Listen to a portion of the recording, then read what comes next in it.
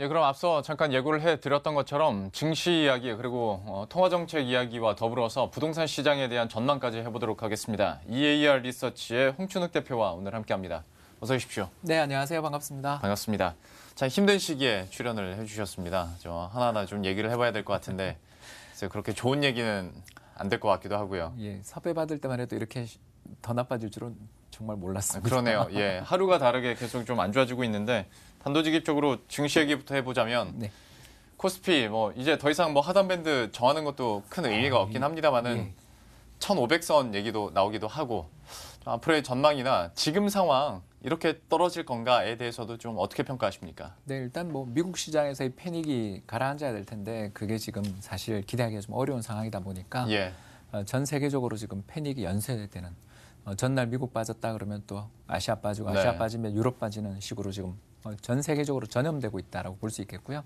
이 코로나19 바이러스뿐만 아니라 공포 심리가 전염되고 있는 중이다 이렇게 볼 수 있겠습니다. 참고로 1997년 외환위기 때 우리나라 그 주당 순자산 가치 대비해서 주가가 얼마까지 빠졌냐면 0.630까지 빠졌거든요.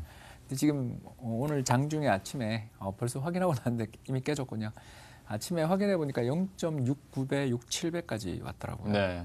그래서 1997년 외환위기 밸류에이션에 왔습니다. 그래서 그때에 비해서 종합주가 지수는 이제 280에서 1,600까지 많이 올라왔습니다만 그 같은 기간에 기업들의 주당 순자산 가치도 늘어났기 때문에 예. 결국 이제 주가는 고점에서부터 하락한 폭은 크지만 이게 그 하락률로 보면 아직 외환위기에 미치지 못하지만 밸류에이션 레벨만 보면 예. 외환위기 이후 최저 밸류에이션, 그러니까 2008년 글로벌 금융위기 밸류에이션도 깼다. 예. 그만큼 싸다. 그러나 그 싸다라는 것을 믿고 들어갔던 분들이 지금 또다시 네. 그 손실을 보면서 이거 정말 어디까지 가느냐에 대한 공포가 지배하는 그런 상황이라고 볼 수 있겠습니다. 그러니까 얘기를 해주신 것처럼 시장에서 어떤 밸류에이션 측정이랄지 숫자로 할 수 있는 측정들은 이제 일반 개인 투자자 입장에서는 되게 의미가 없어졌고 그렇죠. 언제쯤에 반등이나 할까라는 건데 그래서 이제 둘 중 하나죠. 코로나19가 빨리 잡히든지 아니면 굉장히 적극적인 경기 부양책이 나오길 예, 기대하고 그렇습니다. 있는 건데 맞습니다.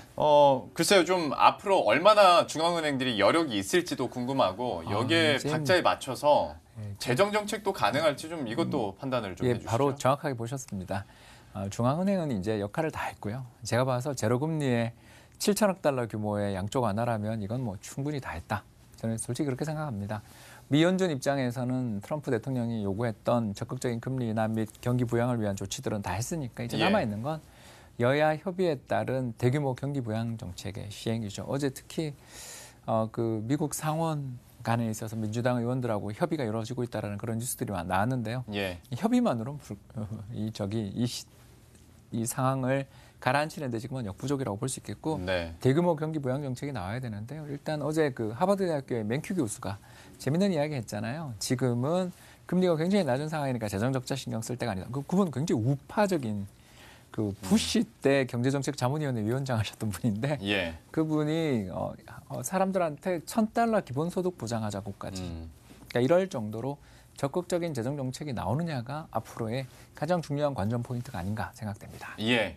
다만 지금으로서는 미국 트럼프 대통령의 이야기를 해서도 그렇고 또 우리나라에서도 이거를 상쇄할 만한 적극적인 부양책에 대한 기대나 전망들이 아직은 손에 잡히는 게 없다 보니까 예, 좀 불안감이 있는 것 같습니다. 네, 특히 우리나라 추경 규모가 너무 정말 실망스럽다 보니까 그래서 또 2차 추경 얘기까지 그래서 나오는 것 같은데 반드시 해야 되고 그것도 신속하게 했으면 하는 바람입니다. 예, 얼마나 직접적인 지원들이 또 특단의 대책으로 나올지 한번 지켜보도록 하겠습니다.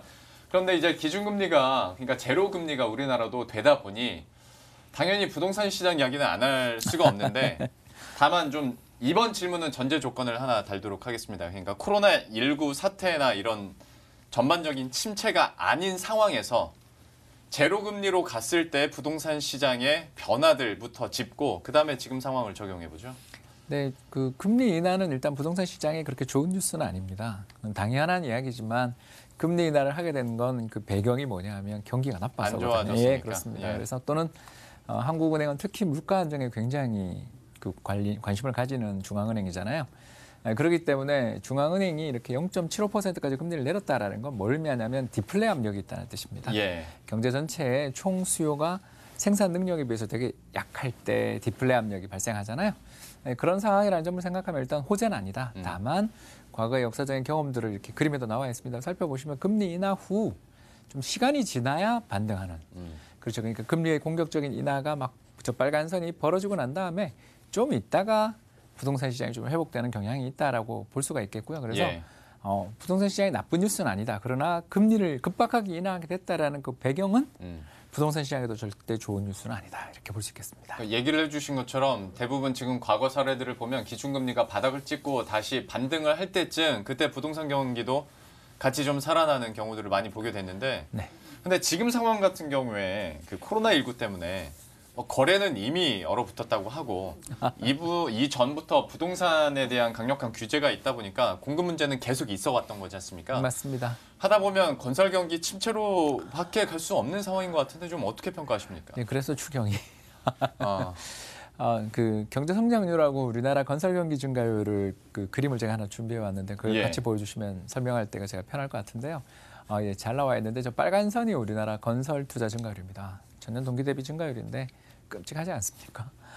벌써 우리나라 건설 경기는 뭐 그 지난 2년, 3년 사이에 굉장히 어려운 시기를 보내고 있다. 예. 저 빨간 선이 우리나라의 이 건설 투자 증가율인데 너무 많이 빠져 있는 상황에서 이제 회복되는 중에 이걸 또 맞은 거죠. 코로나19 사태를 맞은 겁니다. 네.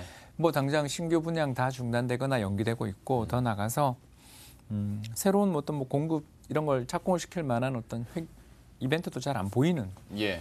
그런 상황이라는 점을 생각해 본다면 일단 건설 경기가 재차 나빠질 여지들은 있다.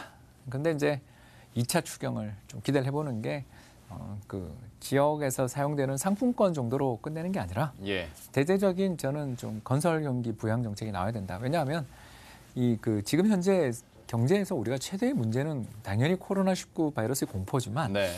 사실 사람들이 밖에 안 나가는 게 사실 제일 더 큰 문제잖아요. 그렇죠. 또 그걸 또 우리가 원하잖아요. 네. 이러다 보니 무슨 일이 벌어지냐면 리테일, 그러니까 소매를 비롯한 이 장사하시는 자영업하시는 분들이 제일 직접적인 타격을 받게 됩니다. 그런 분들한테 돈을 뿌려줘야 되는데 어떻게 뿌려줄 것인가에 대한 대안 중에 하나가 일자리를 만들어주는 게 어떻게 보면 제일 쉽거든요. 마스크를 쓰고 일하더라도 일자리를 만들어주는 게 최고죠. 예. 그 우리나라에서 그렇다면 앞으로 이 돈을 투입했을 때 가장 많은 일자리를 만들어주는 고용 유발 효과가 가장 높은 산업이 어디냐? 이렇게 물어보면 바로 도소매 숙박. 근데 지금은 어려우니까 거기는 네. 직접 뿌려줄 수 없다는 그 다음이 건설이거든요. 예. 그렇기 때문에 이런 건설 관련돼 있어서 정부의 어떤 프로젝트 발표라든가 또는 지방에서 잘 이루어지지 않는 지자체들 간의 협의 문제들로 인해서 잘 안 되는 것에 대해서 국책 사업화한다든가 뭐 이런 정책들을 또 자금의 올해 SOC 관련해서 정부 예산을 조금 더 작년보다 올해 늘렸으니까 이걸 네. 조기 집행한다든가 하는 이런 정책들뿐만 아니라 앞서 제가 말씀드렸습니다만 미국에서도 벌써 이야기 나오지만 피해를 크게 겪은 지역들에 대한 기초소득 보장이라든가 푸드 예. 쿠폰이라든가 뭐 이런 다양한 정책들을 지금 신속하게 추진하면 저 급격히 얼어붙은 부동산 경기도 조금은 살아날 수 있는 여지는 있다. 근데 지금은 일단 굉장히 어려워 보인다고 밖에 말씀 못 드리겠습니다. 건설 경기에 대한 지원에 대해서 사실 아직까지도 확 오는 게 없어서 추가적으로 한번 질문을 드려보려고 하는데 그러니까 소매나 유통업종에 대해서는 지금 직접 지원도 나오고 있고 추경 통해서 뭐 소비 쿠폰 얘기가 나왔으니까 이거는 좀 이해가 가는데 과연 정부의 어떤 재정 지원을 통해서 건설 경기를 어떻게 끌어올릴 수 있을까에 대한 아이디어는 어떻게 갖고 계십니까? 두 가지가 있죠. 첫 번째는 돈을 투입하는 것. 네. 방금 이야기했으니까 그건 넘어가고요. 두 번째는 규제 완화죠. 음. 예, 그렇습니다. 그러니까 부동산을 그러니까 집을 짓든 도로나 항만이나 이런 것들을 다 지어내기 위해서는 그 전부터 많은 준비가 필요하기 때문에 일단 가장 중요한 것은 돈이고요. 두 번째는 뭐 우리 편하게 그냥 이야기하겠습니다. 한강변을 이렇게 지나가다 보면 여기 뭐 하는 곳이에요 싶을 정도로 낡은 아파트들이나 또는 고도 규제로 인해서 그냥 벽처럼 세워져 있는 예. 동일한 디자인의 아파트들 이런 걸 보면 느껴지잖아요. 아, 이게 규제가 이런 변화들을 이런 것들을 만들었구나라는 걸 우리 알고 있습니다. 그만큼 경제에 있어서 두 가지 축. 첫 번째는 아까 말씀드린 돈이고요. 돈은 아까 말씀드린 것처럼 뿌려야 되는데 두 번째는 경제의 어떤 급박한 위기들, 어려움들을 살려내기 위해서 지금 우리나라 경제에서 그래도 유일하게 살아있는 게 부동산이잖아요. 예. 이러한 부동산 시장에서의 제한적인 어떤 규제 완화 그리고 물론 이제 그 차익이나 이런 거에 대해서는 양도차익 과세나 이런 걸 통해서 또는 재초환, 재건축 초과이익 환수제 등을 통해서 그 환수를 해서 그걸 가지고 다시 임대주택을 짓는다든가 아니면 그 소규모 정부의 그 개발 지역들 이런 뭐 덕은지구 같은 이런 것들을 개발하는 쪽으로 해서 돈을 풀면 되는 문제잖아요. 그러니 가장 효과가 있는 정책들은 돈, 그다음이 규제를 조금 완화해 주는 쪽으로 가도 시장은 바로 반응할 여지들이 있는 게 아직은 우리나라 경제에서 지금 살아있는 건 부동산 쪽이다. 이 말씀을 좀 드리고 싶습니다. 그러니까 박사님의 설명 중에 잠깐 나왔던 단어 때문에 제가 이 질문을 드려야 될 것 같은데 우리나라에선 학습 효과라는 것도 있고 증시 이렇게 무너져도 어쨌거나 부동산 시장은 라는 막연한 믿음 때문에 그러면 증시에서 이렇게 자금들이 계속 빠져나가고 좀 상황이 안 좋다 보니까 이 유동성이 그래도 부동산으로 그나마 조금 갈 여지는 글쎄 있다고 보십니까? 있긴 있는데 위축돼서 제가 이제 그냥 아주 비유를 하나 들어보자면 가격이 많이 빠졌다는 소문을 듣고 가보면 없어요 물건이. 왜냐하면 아까 잘 말씀하신 것처럼 그 학습 효과가 있어서 조금만 기다리면 얼마든지 좋은 가격에 팔 수 있다라는 그런 믿음들이 있고 두 번째가 지금 그림에도 나와 있는 것처럼 저 빨간 선이 뭐냐 하면 잉여 유동성인데요. 잉여 유동성이 뭐냐면 통화 공급 빼기 실물 경제 성장률입니다. 그러니까 그걸 딱 빼면 경제가 필요로 하는 실물에서 필요로 하는 돈 이상으로 얼마나 많은 돈이 풀렸느냐를 보여주는 지표인데 저 경기가 나빠질 때마다 급격히 올라간다는 건 금방 아시겠죠. 그죠? 그러니까 경제를 살리기 위해 정부가 돈을 푸는 시기. 2008년 글로벌 금융위기 때 저렇게 치솟습니다. 그러니까 앞으로 이제 더 치솟겠죠. 근데 지금 보시면 2012년 이후에 계속 저 잉여 유동성이 플러스 레벨에 있거든요. 그러니까 돈이 시중에 엄청 풀려 있는데 그게 안타깝게도 수출도 잘 안 되고 주식시장도 장기적으로 박스권 이제 하단을 이탈했습니다만 그 이런 과정에서 돈들이 부동산에만 지금 근처에 머물러 있기 때문에 다들 제가 봐서는 이 부동산 시장에 있는 그런 자금들이 다른 시장으로 가기보다는 이 안에서 좀 대기 매수세 또는 저가 매수를 하려고 기다리는 움직임이지 지금은 그래서 제가 봤을 때는 이건 뭐 거래 부진이지 어떤 한 방향으로 잡고 시장이 움직이고 있다고 보기에는 아직은 조금 데이터도 부족하고 제가 보기에는 일단 매수세와 매도세가 둘 다 움츠러들어서 급매물은 아니고는 잘 거래 안 되는 거래 부진으로 봐야지 뭐 이게 지금 유동성이 유입됐다 이렇게 말하기는 어려운 것 같습니다. 그러면 아마 이 얘기를 계속 들어오셨던 우리 시청자 여러분들 입장에서는 이제 이 질문이 남아있을 것 같은데 그래서 어떻게 된다는 거야? 라는 겁니다. 올해 그러면 부동산 시장에 대한 전망은 좀 어떻게 뷰를 일단 첫 번째는 계신지. 정부가 어떻게 하느냐에 달려 있고요. 그 정부의 정책을 이제 우리는 지금 현재는 알 수 없지만 미국을 비롯한 선진 서방 7개국 G7에서 최근 이렇게 합의가 이루어지고 특히 그렇게 보수적이었던 독일조차 돈을 푸는 방향으로 조금씩 가려는 징후들을 보이고 있기 때문에 한국 정부도 돈을 풀 것이다. 그러면 일단 그 경제에 있어서 내수 경기의 급박한 어려움 이런 것들을 완화하기 위한 정부의 대대적인 자금 방출 또는 경기 부양 정책들이 펼쳐진다고 생각한다면 부동산 시장에서 가장 중요한 건 결국 수요와 공급인데 수요는 아직 그렇게 하더라도 위축된다. 다만 공급이 워낙 우리나라 시장이 지금 좀 부족한 상황이고 특히 뭐 미래에 내년 2021년, 22년은 뭐 입주 절벽 이야기까지 나올 정도로 특히 이번에 뭐 둔촌주공 같은 경우는 후분양 이야기까지 지금 나올 정도로 이렇게 분양이 계속 밀리고 있는 상황이라는 점을 생각하면 저 빨간 선으로 표시되어 있는 우리나라의 주택 공급 자체가 저렇게 마이너스를 20% 근처를 지금 16, 17, 18, 19를 걸쳐 지금 5년 가까이 저렇게 마이너스로 가고 있는 상황이라는 점을 생각하면 부동산 시장은 제가 보았을 때는 그렇게 조정은 있는 건 아까 말씀드린 것처럼 분명한 사실인데 상대적으로 좀 단단해 보인다. 그리고 정부의 경기 부양 정책 여하에 따라서는 또 조정 후 상반기 조정 후 하반기 반등의 가능성들도 좀 있어 보이지만 이건 저는 상대적인 것이다.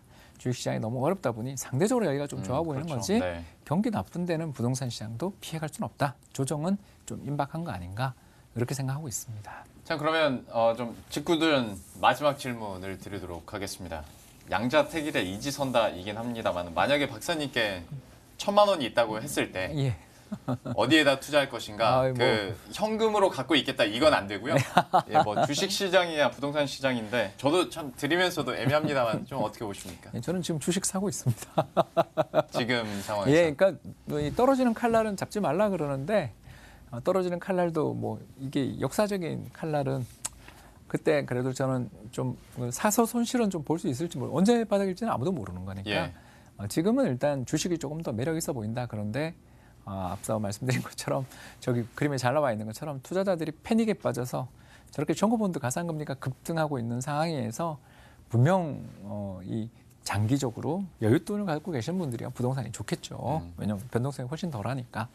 그러나 지금같이 이렇게 패닉에 빠져 있을 때는 일단 주식시장에 대해서 저는 뭐 오늘 다 사라 이런 게 아니라 분할해서 예. 조금씩 매수해 보는 것도 이런 그 역사적인 상황, 역사적인 투매에서는 일단 저는 한번 저가 매수해서 당장은 손실 볼지 모르지만 1년, 2년 뒤에는 웃을 수도 있지 않냐 이런 생각 가지고 있습니다.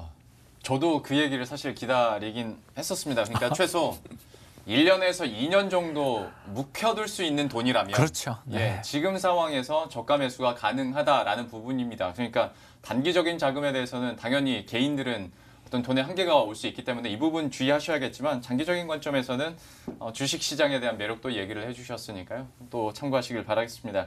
지금까지 EAR 리서치의 홍춘욱 대표와 함께했습니다. 고맙습니다.